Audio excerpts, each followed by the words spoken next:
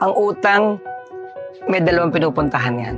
Pag ang utang ay kinuha mo para sa, halimbawa, negosyo na magbibigay sa'yo ng malaking return at kaya ka lang umuutang para ma-take advantage mo yung malaking kikitain mo pag ginamit mo yun dahil kailangan mo ng pera para sa venture na yon, dun lang talaga maganda yung utang. At maraming yumayaman dahil sa utang pag gano'n ang purpose nila. Ang masamang utang, ito yung umutang ka para suportahan mo yung luxury mo o yung luho mo. Ito na yung spending above your means. Kaya ka nagre-resort sa utang kasi hindi mo naman kaya at wala ka namang inintay na returns, umutang ka. Kung saan lang napunta yun, wala nang balik yon, baon ka doon. Hanggang sa yung pambayad mo sa utang na yon, uutangin mo uli.